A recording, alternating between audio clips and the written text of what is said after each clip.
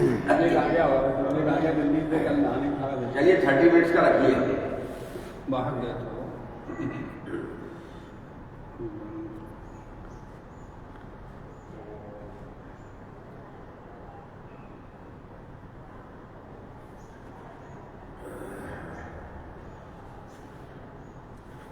हो गया चालू।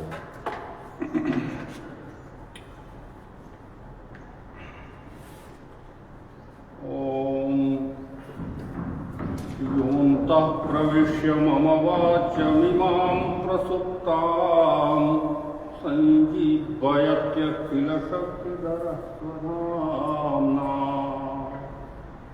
अन्यांश्च हस्तचरणश्रवणत्वगादीन् प्राणान् नमो भगवते पुरुषाय तुभ्यम्।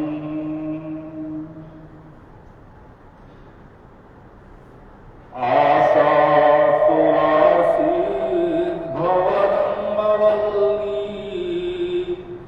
भासैव दासी कृतदुग्धसिन्धु मन्दस्मितैर्निन्वितशारदिन्दो वन्दे रविन्दासनसुन्दरी त्वाम्। ज्ञानतिमिरान्ध्रस्य ज्ञानाञ्जनशलाकया चक्षुरुन्मीलितं येन तस्मै श्रीगुरवे नमः। तस्मै श्रीगुरवे नमः। महर्षि सांदीपनि राष्ट्रीय वेद विद्या प्रतिष्ठान के द्वारा संचालित सभी के लिए वेद कक्षा में आप सभी महानुभावों का स्वागत है। आज का जो विषय है बहुत ही महत्वपूर्ण विषय है, जो भारतीय वाङ्मय ज्ञान वाङ्मय की परंपरा है। इतना उन्नत है कि संपूर्ण प्रकृति को अपने में समेटी हुई अर्थात यूँ कहें कि जो आधुनिक भाषा में कहें तो किसी भी वस्तु की जो मैन्युफैक्चरिंग होती है, तो जो मैन्युफैक्चरिंग करने वाली कंपनी होती है उसके पास सारा उसका तत्व ज्ञान होता है।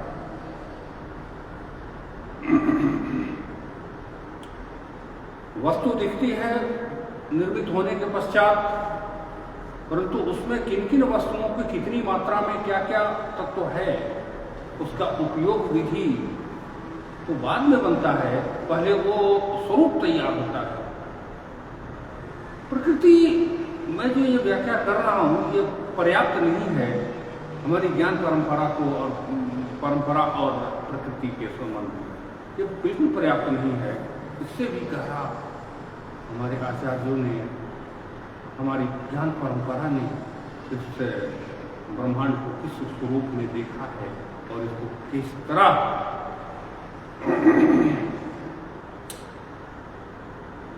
के व्यवहार से इसको क्रमशः आगे लेकर चलना है, ये जिम्मेदारी, यह दायित्व हमें प्राप्त है। और हम सभी उसी परमात्मा के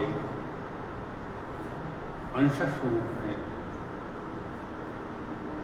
परमात्मा एक अथाह सागर है और अथाह सागर का एक छोटा सा जल बिंदु के रूप में सब के सब हम दिखते हैं।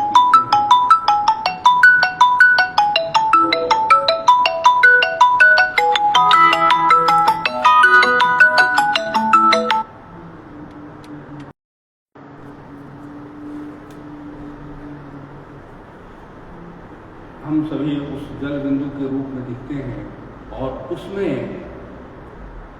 जो क्या क्या कर्तव्य है हमारे, उसके निमित्त उसका पूरा का पूरा निर्देश हमें प्राप्त होता है। इस वाङ्मय में ये बात स्पष्ट है कि वेद हमें आदेशात्मक वाक्य प्रदान करते हैं, क्योंकि वेद सर्वोपरि है। सर्वोपरि होने के कारण हमें जो भी है हमें एक आदेश के रूप में प्राप्त होता है कि हमें ये करना है या नहीं करना है। तैत्तिरीय ब्राह्मण, तैत्तिरीय उपनिषद का जो शिक्षा बल्ली है उस पर तो हम थोड़ी सी चर्चा करेंगे। मैं प्रयास करूंगा कि विषय बड़ा है, बड़ा गंभीर विषय है, इस पर कल ही चर्चा करेंगे। उसके मंगलाचरण में सबसे पहले हम शांति पाठ करते हैं।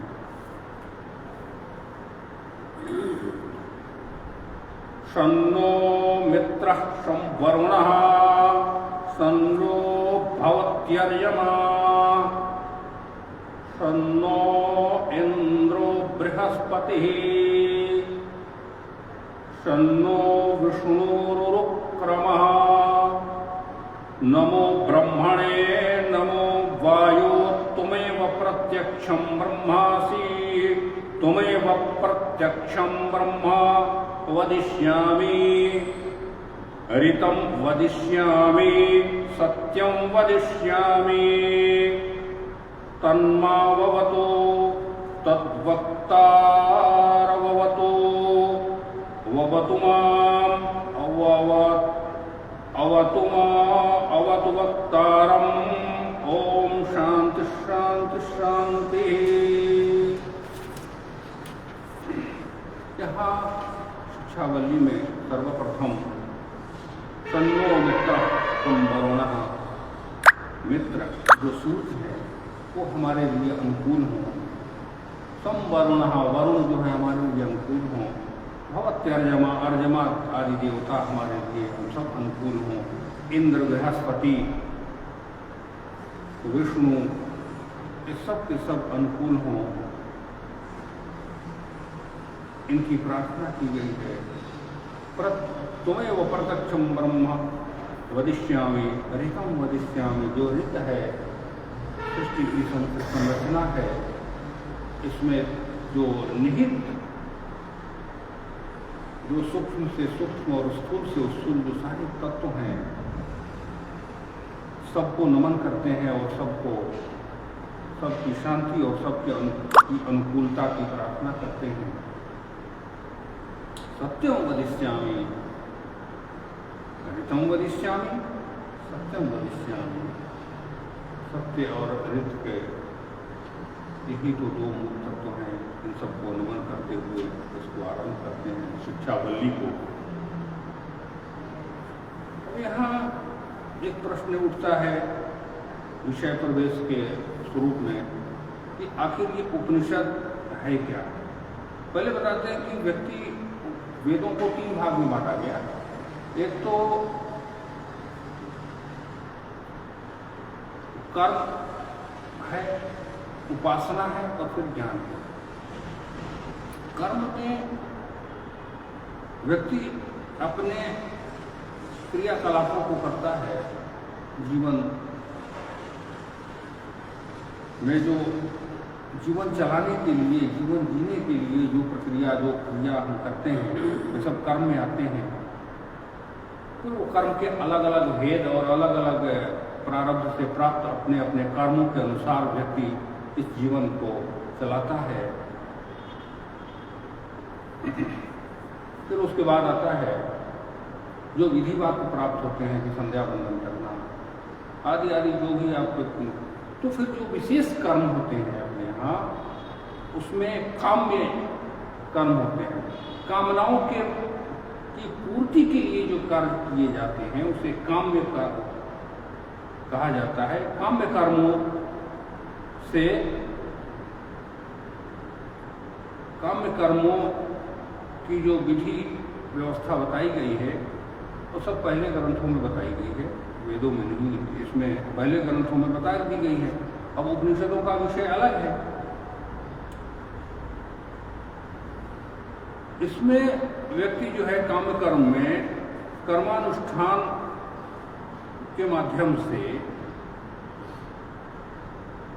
अपने जो संचित पाप है, जो कार्य हमको नहीं करना चाहिए और मैंने कार्य हमसे हुआ, उसका जो संचित जो नकारात्मक ऊर्जा मेरे साथ जुड़ी, उसी को तो पाप कहते हैं। जो सकारात्मक कार्य करेंगे तो तभी तो हम सकारात्मक स्वरूप में आगे बढ़ेंगे। जो नकारात्मक ऊर्जा हमारे साथ जुड़ी हुई है, मेरे जो निषेध वाक्य है, जो बताया गया कि आपको नहीं करना है, और उस कार्य को हमने किया, तो स्वाभाविक है कि हमने आदेशों का अवहेलना करने के फलस्वरूप हमें नकारात्मक ऊर्जा की उत्पत्ति हुई। तो ऐसी उत्पत्ति नकारात्मक ऊर्जा के शमन के लिए जो कर्म जो किए जाते हैं वो काम्य कर्म कहलाते हैं। उसमें जब हम संकल्प करते हैं, जो होते हैं ना, चतुर्वेद पुरुषार्थ प्राप्त्यर्थम, सभी जो हमारे प्रतिकूल ग्रह हैं उनके शमन के लिए आदि आदि जो भी हमारे जो कामनाएं हैं कि हमें ये प्राप्ति हो, इन कामनाओं की पूर्ति के लिए जो हम कार्य करते हैं उसे काम्य कर्म कहते हैं। तो उस अनुष्ठानों के पश्चात, उपासना के बाद, अपने स्वरूप में स्थित होने के पश्चात जो ज्ञान कांड है शुद्ध रूप से, वो है उपनिषद। और उस उपनिषद में के बाद आरंभ होता है ब्रह्म विद्या। कामना ही कर्म का कारण हो सकती है, क्योंकि वही उसका प्रवर्तक है। अब जब तक व्यक्ति के भीतर कोई कामना नहीं होगी, तब तक कर्म में प्रवृत्त नहीं होगी। ये भी स्पष्ट है। कामना ही तो कर्म में प्रवृत्त करता है। जो लोग पूर्ण काम हैं, उनकी कामनाओं का अभाव होने पर स्वरूप में स्थित हो जाने से कर्म में प्रवृत्त होना असंभव है। अब यहाँ ये बात कर रहे हैं कि जिनकी कामनाएं पूर्ण हो चुकी हैं, जिनके पास किसी भी प्रकार की कामना नहीं रह गई है, वही व्यक्ति इस उपनिषद की ज्ञान गंगा में प्रवेश करने का अधिकारी होगा। उनकी कामना जब होगी तो व्यक्ति कर्म में प्रवृत्त होगा, और जब कर्म में प्रवृत्त होगा तो उसके अपने स्वरूप की ओर लौटने का अवसर प्राप्त नहीं हो पाएगा। ये उनकी कामनाओं का, अब जहां कामनाओं का अभाव होता है, कर्म में प्रवृत्ति होनी असंभव है। जिनके कामना का अभाव है, उसमें कहाँ कर्म कर पाएगा, वो संभव ही है। आत्मदर्शन की कामना पूर्ण होने पर ही पूर्ण कामता की सिद्धि होती है, क्योंकि आत्मा ही ब्रह्म है और ब्रह्मवेत्ता को परमात्मा की प्राप्ति होती है, ऐसा श्रुति बतलाते हैं। अब यहाँ ये बात आती है कि आत्मदर्शन की कामना पूर्ण हो जाने पर पूर्ण कामता की सिद्धि होती है। अब बहुत रहस्य की बात है कि जब आत्मदर्शन जब हो जाता है आदमी को, अपने स्वरूप को पहचानने लगता है व्यक्ति, तो फिर वो कामनाओं का अभाव होने लगता है। जब व्यक्ति अपने को स्वरूप को समझ लेगा कि मैं क्या हूं, तो फिर उसके भीतर कामना नहीं रह जाएगी। मुझे ये प्राप्त हो, मुझे ये प्राप्त हो, मुझे लोकेशना प्राप्त हो, मुझे धन प्राप्त हो, ऐश्वर्य प्राप्त हो, मुझे बहुत ऊंची स्थान प्राप्त हो, आदि आदि की जो कामनाएं होती है, वो सब का सब अपने स्वरूप को पहचानने के बाद वो धीरे धीरे समाप्त हो जाते हैं। उसको बोलते हैं आत्मदर्शी। आत्मदर्शिता, क्योंकि वो आत्मा ही ब्रह्म है और ब्रह्मवेत्ता को ही परमात्मा की प्राप्ति होती है, और जो इस प्रकार की जो स्थिति में आता है उसी को ईश्वर की प्राप्ति होती है। अतः अविद्या की प्राप्ति होने पर अपने आत्म तत्व में, आत्मा में स्थित हो जाना ही परमात्मा की प्राप्ति होती है। अतः अविद्या की निवृत्ति, अविद्या की जब निवृत्ति होती है, अब यहां दो बात आती है, विद्या और अविद्या। हम लोग जो भी कर्म कर रहे हैं, जो भी संसार में कार्य हो रहे हैं, सबका सब अविद्या है। विद्या की परिभाषा करते हुए कहा गया है, सा विद्या विमुक्त है, जो हमको मुक्त कर दे वो विद्या है। तो हम जो भी कार्य कर रहे हैं ये हमें मुक्त नहीं कर रहे हैं। सा विद्या विमुक्त है, वो जो विद्या है वो हमें कर्म के बंधन में बांध रहे हैं।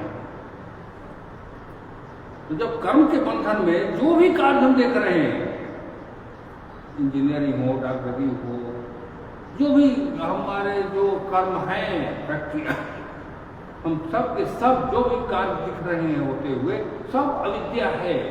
जो हमें पढ़ाए जा रहे हैं कि ये कार्य ये है, सारे जो भी कुछ है सबको विद्या नहीं मानता है, तो विद्या नहीं है। विद्या की सीधा परिभाषा है जो मुक्त करते हैं, और ये कोई भी विद्या होगी जो उसको अविद्या की श्रेणी में रखा गया है। तो इस परंपरा से तो जो हमारी जो विद्या है,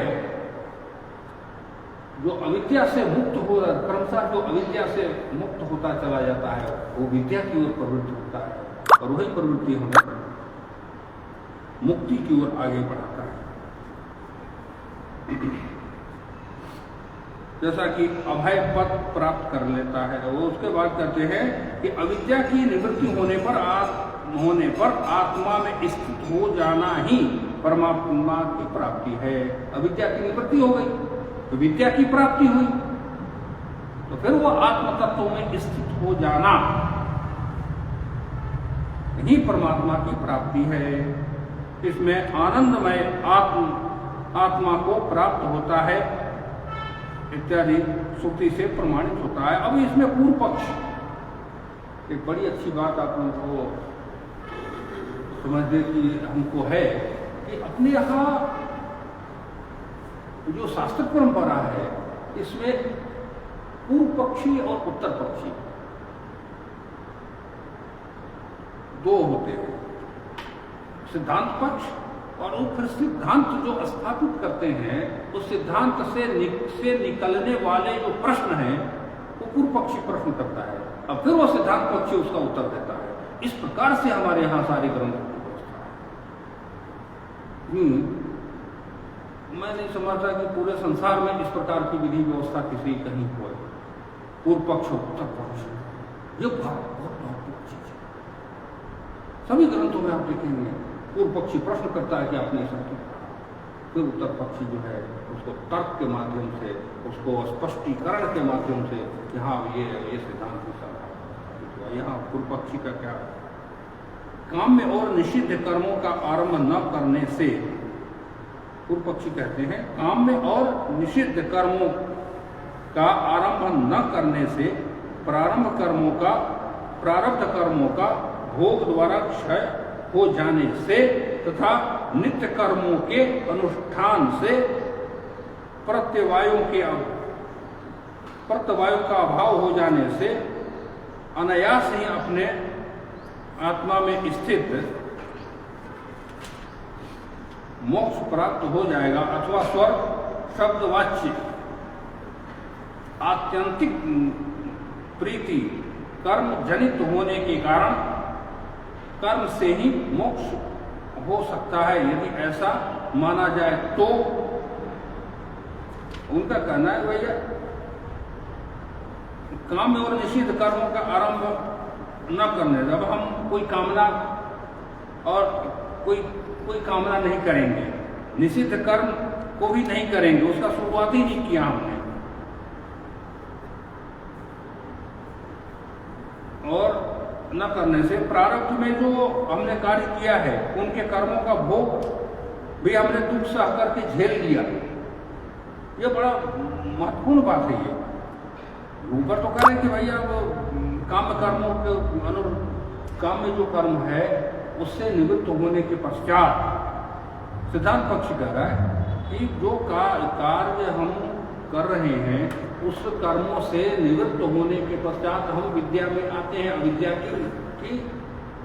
अविद्या की समाप्ति के पश्चात जब हम अपने जीवन में अविद्या को समाप्त कर दिए है, आत्मभाव में स्थित हो जाते हैं, तो हमें वो स्वरूप की ओर अग्रसर करता है वो ज्ञान। परंतु ये कह रहे हैं कि जो हमारा जो काम में और निषिद्ध है, कर्मों का आरंभ ही नहीं किया हमने, जो कामना और मेरे में कोई कामना हुई नहीं कि मैं ये करूं, और जो निषिद्ध कर्म है जो हमें कर्म नहीं करना चाहिए वो भी हमने कभी किया नहीं, तो प्रारब्ध का भोग क्षय होने से तथा प्रारब्ध में जो हमने कर्म किया हो खराब और वो सब का क्षय हो जाने से, नित्य कर्म के अनुष्ठान से, प्रत्यवायों का अभाव होने से, प्रत्यवाय कहते हैं कि भाई कुछ ऐसे कर्म होते हैं कि जिनको हमें करना आवश्यक है, हम नहीं करते हैं तो पाप तो नहीं लगेगा, लेकिन नकारात्मक प्रत्यवाय वही हुआ कि नकारात्मक ऊर्जा हमें पीछे नहीं छोड़ेगी, हमारी प्रवृत्ति को इधर उधर करेगी। संध्या पर संध्या नहीं करेंगे तो पाप नहीं लगेगा, लेकिन प्रत्यवाय लगेगा। आपको करना है तो आपने नहीं किया, पाप तो नहीं कहेंगे उसको, लेकिन प्रत्यवाय जरूर कहेंगे। ये हमारा कर्म है, हम नहीं किए, अपने कर्म से पृथक हो गए, तो उसको प्रत्यवाय के रूप में लेते हैं। तो प्रत्यवायों का अभाव होने से अनायास में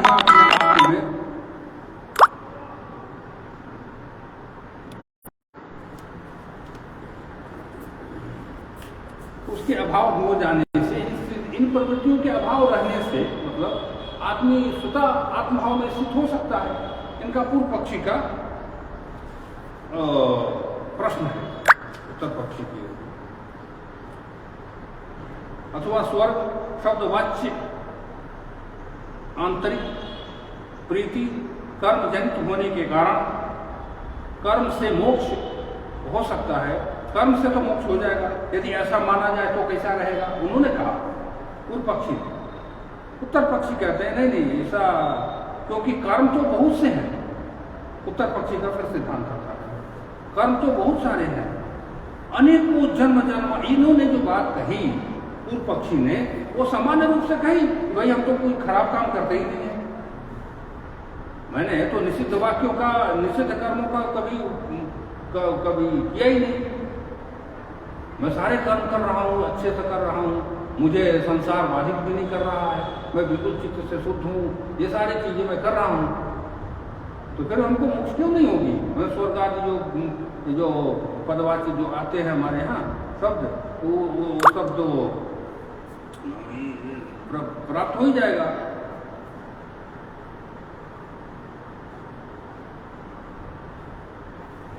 तो उन्होंने स्पष्ट मना कहते हैं कि नहीं, क्योंकि कर्म तो बहुत सारे हैं।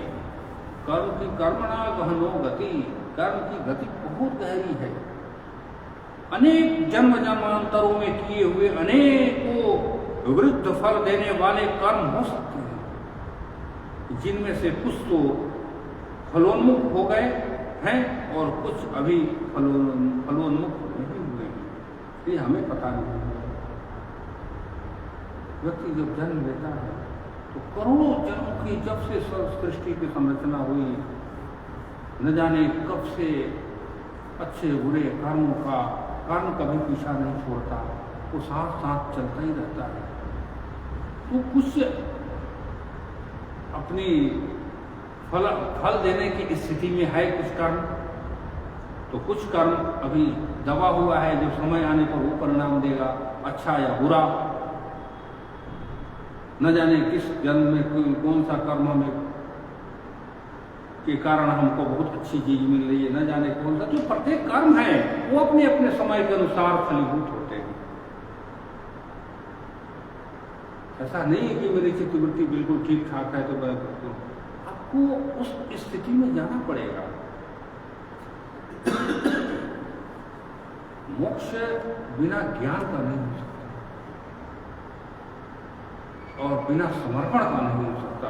ज्ञान और समर्पण जब दोनों साथ मिलते हैं तो इसकी प्राप्ति होती है।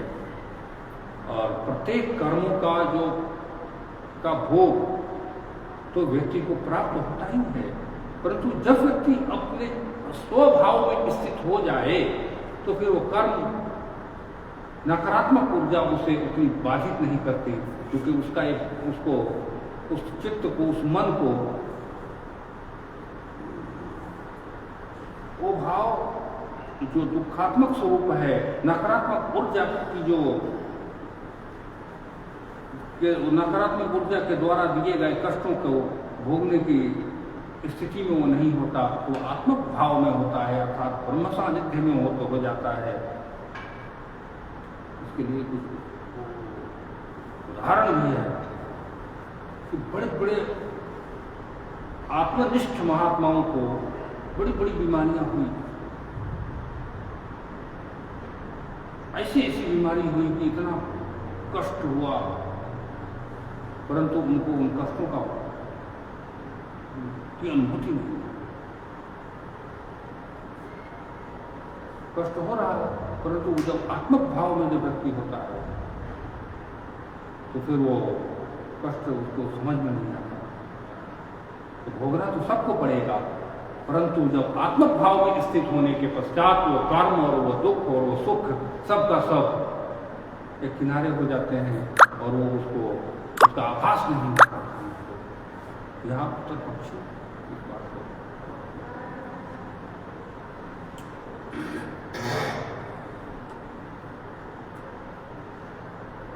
अतः उनमें से जो कर्म अभी फलोन्मुख नहीं हुए हैं उनका एक जन ही क्षय होना आरंभ होने के कारण, उन अवशिष्ट कर्मों के कारण दूसरे शरीर का आरंभ होना संभव ही है। अतः इस लोक में शुभ कर्म करने वाले जो लोग शुभ कर्म करने वाले हैं उन्हें शुभ योनि में प्राप्त होते हैं। उपभोग किए कर्मों से बचे हुए कर्मों द्वारा उनके जीवन को आगे का शरीर प्राप्त होता है। इत्यादि सैकड़ों श्रुति स्मृतियों से अवशिष्ट कर्म, सैकड़ों श्रुति स्मृतियों से अवशिष्ट कर्म के सद्भाव की सिद्धि होती ही है। अब इनका कहना है कि जब हम अच्छे इन कर्मों के माध्यम से जो हमारा संचित कर्म है, उस संचित कर्मों को से अभी हम अच्छे कर्म आत्मभाव में स्थित रहते जाएंगे तो जो और भी संचित कर्म फलीभूत होने वाले हैं जिनका पता नहीं है हमें, तो उनको भोगने के लिए हमें फिर दूसरे शरीर में जाना पड़ेगा और फिर वहाँ जैसा मेरा कर्म है दुख सुख आदि के जिस प्रकार का मेरे कर्म है वो कर्म फलीभूत होकर के हमें उस प्रकार के स्वरूप को प्रदान करेंगे।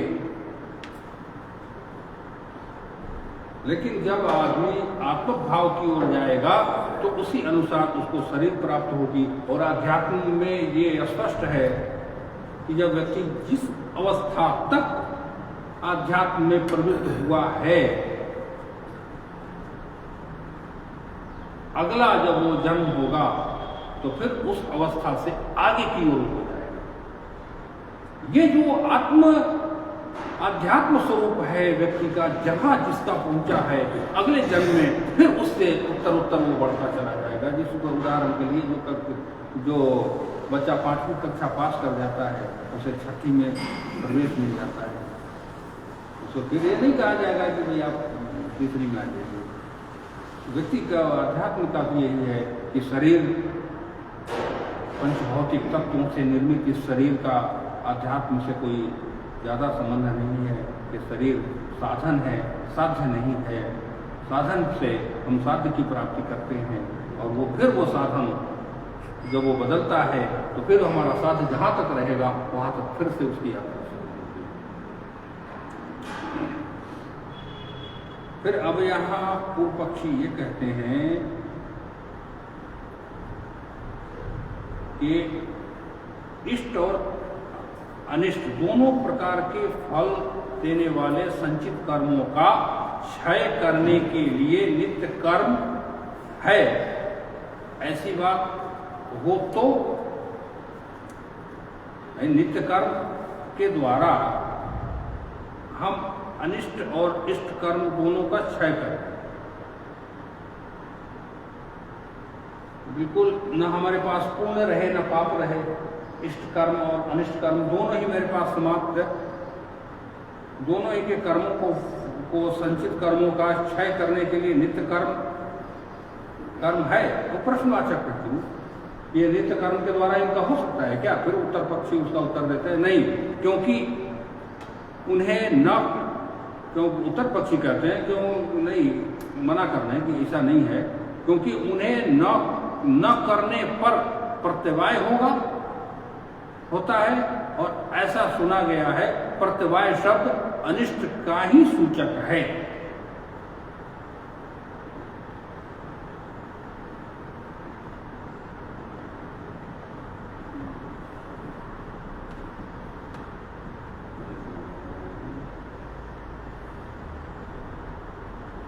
जैसे प्रत्यवाय शब्द जैसे अपने निवेदन किया कि जैसे संध्या कर्म है, प्रत्यवाय जो है नहीं करेंगे तो प्रत्यवाय होगा, तो प्रत्यवाय शब्द जो है अनिष्ट का ही सूचक है। आपने ठीक काम नहीं किया वो तो ऐसा प्रत्यवाय अनिष्ट का ही सूचक है। नित्य कर्मों के न करने के कारण जो आगामी दुख स्वरूप प्रत्यवाय है उसका नाश करने के लिए नित्य कर्म है। जो काम हमें करना है और वो हम काम नहीं कर रहे हैं तो उसका जो हमें दुष्परिणाम प्राप्त होगा उसके निवृत्ति के लिए हमें समय पर काम करना है। जैसे वो संध्या तो बहुत प्रत्यवाय शब्द है उसके लिए, जैसे प्रत्यवाय शब्द का यहाँ भी आप ले सकते हैं। जैसे हमें प्रत्यवाय शब्द को यूं भी और एक्सप्लेन कर सकते हैं कि भाई जो कर्म आपके लिए निर्धारित है वेद के अनुसार, अगर वो आप नहीं करते हैं तो जो उनसे मिलने वाला लाभ से आप वंचित हो जाएंगे, लाभ से वंचित हो जाएंगे और अलग से दुखों की प्रवृत्ति, दुख आपके पास आ जाएगा। उदाहरण के लिए ब्रह्म मुहूर्त में हमको उठने का आदेश है, अगर हम नहीं उठते हैं तो ये तो प्रत्यवाय है ही है, उसके साथ साथ जो हमें शारीरिक और मानसिक जो नकारात्मक ऊर्जा हमारे पास आएगी उसको भोगना तो मेरा ही हुआ, उसका हानि होगा ही होगा, उसका हानि होगा ही। ये प्रत्यवाय का, और वो कहते हैं कि नित्य कर्मों के न करने के कारण जो आगामी दुख प्रत्यवाय होता है उसका नाश करने के लिए ही नित्य कर्म है। ऐसा माना जाने के कारण ही वो संचित कर्मों के क्षय के लिए नहीं हो सकता।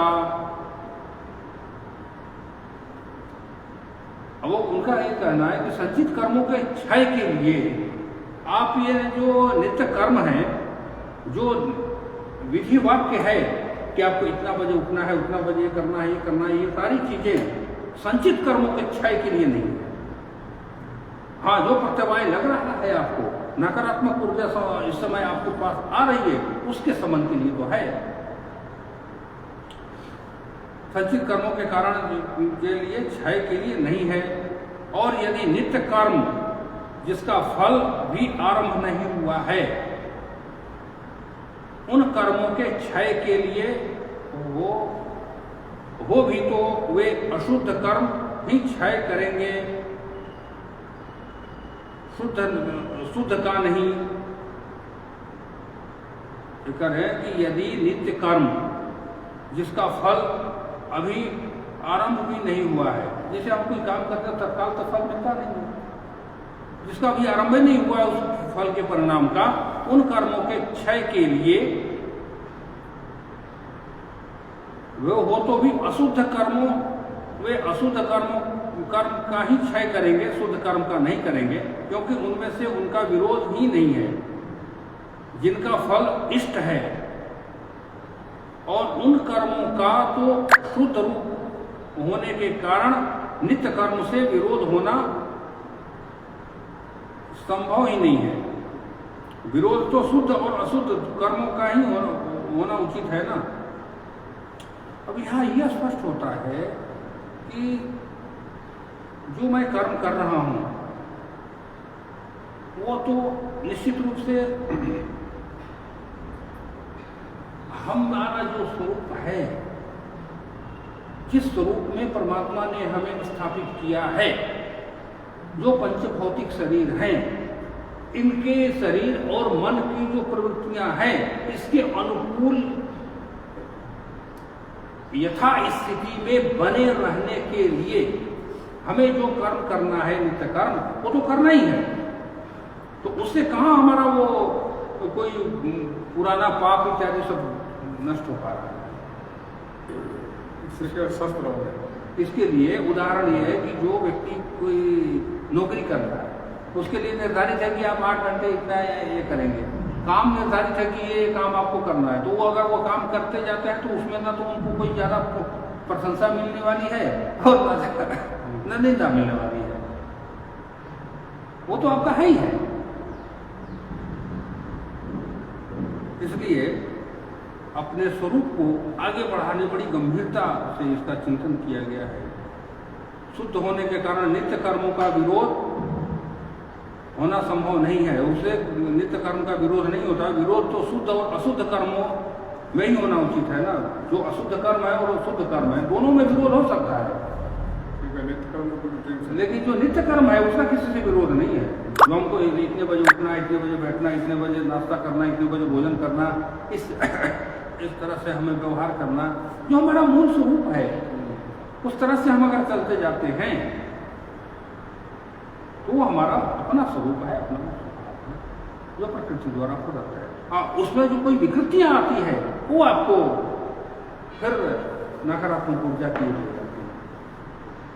ऐसा कर इसके सिवा कर्म को हेतुभूत भावनाओं की प्रवृत्ति भी ज्ञान के अभाव में असंभव होने के कारण उन नित्य कर्म के द्वारा संपूर्ण कर्मों का क्षय होना संभव नहीं है।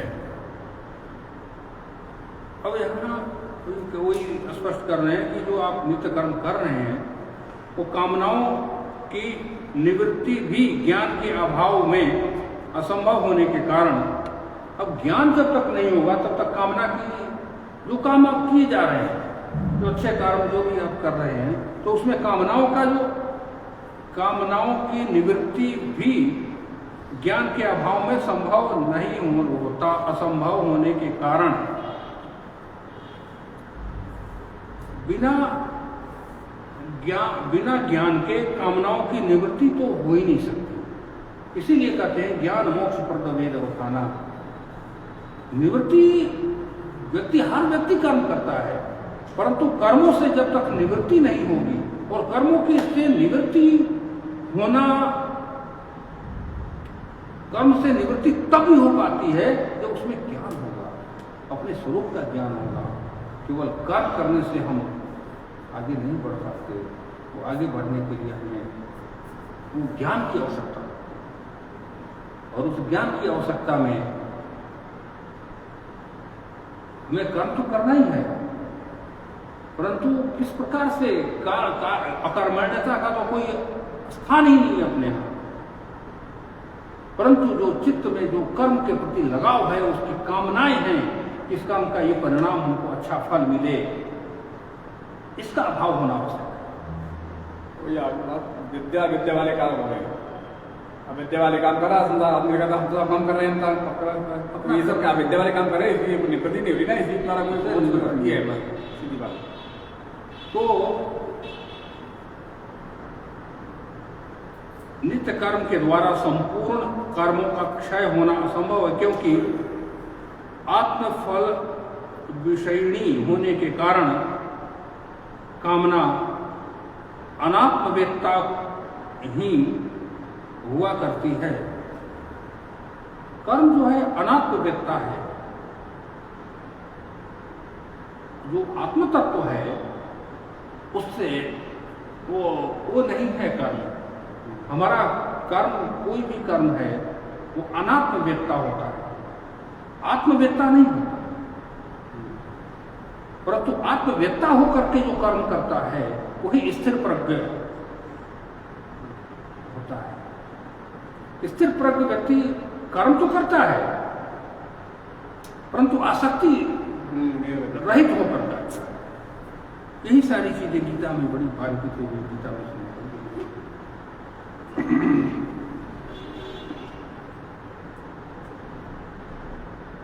आत्मा में तो कामना होना सर्वथा असंभव है। कामनाएं मन का धर्म है। कामना आत्मा में तो कर्म फल इत्यादि का तो कोई संभव ही नहीं कि आत्मा कोई इच्छा करती हो। आत्मा दो कर्म सर्वथा असंभव कामना होना, क्योंकि यह नित्य प्राय है और यह तो कहा ही जा चुका है कि यह स्वयं आत्मा ही ब्रह्म है। अब इसमें आत्मा में तो किसी भी कर्म का कुछ है ही नहीं, कर्म का कुछ भी नहीं है, बस केवल आत्मभाव ब्रह्म ही जब है तो ब्रह्म में तो कर्म का कोई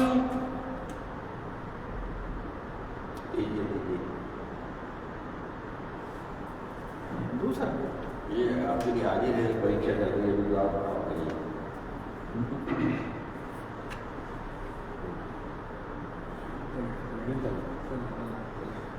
तो कह रहे हैं नित्य कर्मों का न करना,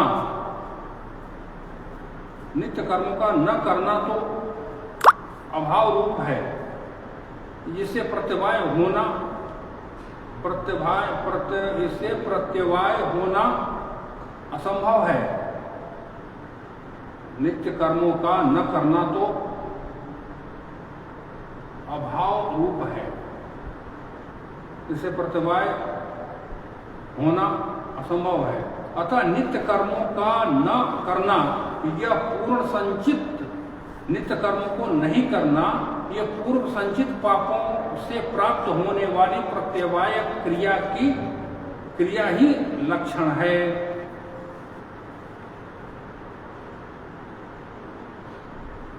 अब जैसे व्यक्ति अपने नित्य कर्म को नहीं करता है, जैसा प्रकृति के अनुसार करना चाहिए, जो व्यक्ति नहीं करता है वो यह समझना चाहिए कि पूर्व में जो संचित हमारे पापों से प्राप्त होने वाले प्रत्यवाय की क्रिया है उसी का कई परिलक्षण है। हम अच्छे कार्यों में प्रवृत्त नहीं हो पाते हैं, इसका तात्पर्य यही है कि हमारा पूर्व जन्म का जो नकारात्मक ऊर्जा मेरे ऊपर जो घेरी हुई है उसके कारण मैं नहीं कर पा रहा। इसलिए अपूर्वन विहितम कर्म, इस वाक्य के अपूर्वन पद से सत्रि प्रत्यय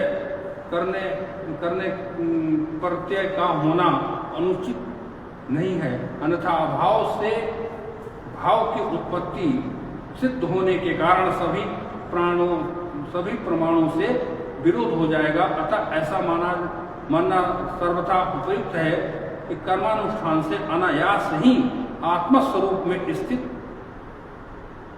हो जाती है। कर्मानुष्ठान से अब वहाँ जो बात आती है कि व्यक्ति जो आत्मभाव में स्थित होकर के जो कर्म करे, तो जो प्रत्यवाय होंगे हमारे पुराने अकर्मों का जो नकारात्मक ऊर्जा होगी मेरे में, वो हमें इस पर आने नहीं देगी। अतः जो भी कहा कि स्वर्ग शब्द से ही, या जो भी कहा वो स्वर्ग शब्द से ही कही जाने वाली निरतिशय प्रीति कर्म निमित्तक होने के कारण मोक्ष से ही आरंभ होने वाला है। ऐसी बात नहीं है, क्योंकि मोक्ष नित्य है और किसी भी नित्य वस्तु का आरंभ नहीं किया जा सकता। मोक्ष बिल्कुल नित्य है, स्वर्ग अनित्य है और मोक्ष नित्य है।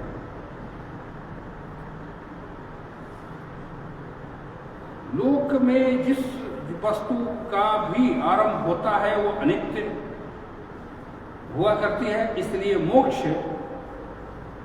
मोक्ष कर्मारब्ध नहीं है। मोक्ष बिल्कुल कर्म का वो नहीं है। कोई यहाँ वो कह रहे आपके पूर्व पक्षी कह रहे हैं कि ज्ञान सहित कर्मों में नित्य मोक्ष के आरंभ करने की भी सामर्थ्य है ही। अब यहाँ करना बढ़िया बात कर रहे हैं, जो अपन ऊपर बात किए थे ना, कि ज्ञान सहित पूरा ज्ञान ले करके जो हम काम करते हैं कि नहीं भाई, मतलब निरपेक्ष रूप से कर्म करने का, वो भी तो नित्य मोक्ष ही है। मोक्ष के आरंभ करने में सामर्थ्य रखता है। जो स्थिर प्रज्ञ होकर के फिर सिद्धांत पक्ष कहते हैं नहीं, क्योंकि ऐसा मानने से विरोध होता है। मोक्ष नित्य है और इसका आरंभ किया जाता है, उसका आरंभ किया जाता है, और ऐसा कहना तो परस्पर विरोध होगा। फिर वो कहते हैं पूर्व पक्षी की जो वस्तु नष्ट हो जाती है फिर वो फिर उत्पन्न नहीं हुआ करती, अतः प्रध्वंस भाव के समान नित्य कर्म नित्य होने पर भी मोक्ष का आरंभ किया जा सकता है, ऐसा माने तो फिर उन्होंने कहा नहीं ऐसा कुछ नहीं है, क्योंकि मोक्ष तो भाव रूप है। प्रध्वंसक भाव भी आरंभ किया जा सकता है जाता है, यह संभव नहीं, क्योंकि अभाव में कोई विशेषता न होने के कारण यह तो केवल विकल्प है। भाव का प्रतियोगी ही अभाव है, भाव का प्रतियोगी ही अभाव है कहलाता है। जिस प्रकार भाव वस्तुतः अभिन्न होने पर भी घट आदि विशेष विश्लेषणों से भिन्न समान घट भाव पट भाव, अब यहाँ घट और पट का जो भाव आता है, जिस प्रकार भाव वस्तुतः अभिन्न होने के कारण, अब यहाँ जो कर्म की बात कर रहे हैं कि कर्म कर रहे हैं, तो जो घट है और पट है, तो घट का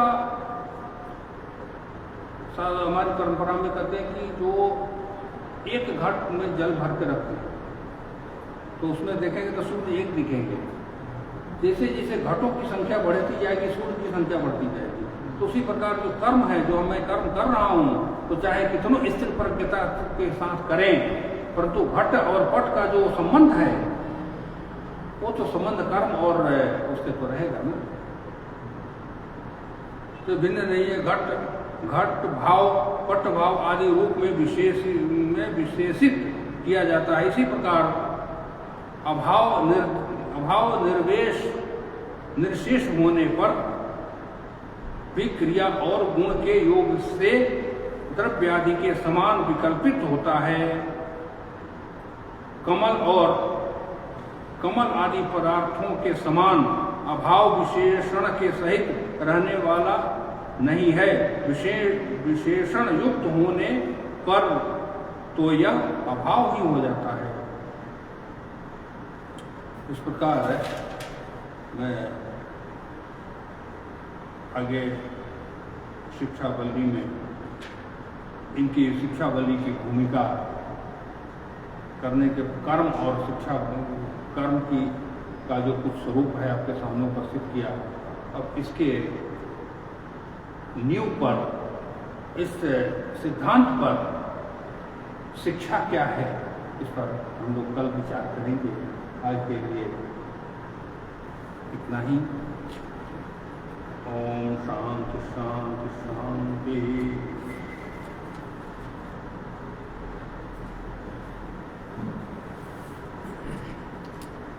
बंद कर दीजिए गुरु जी।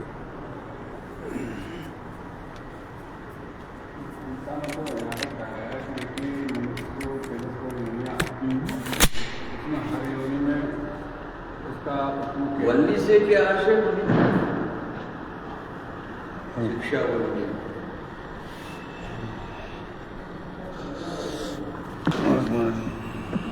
बताया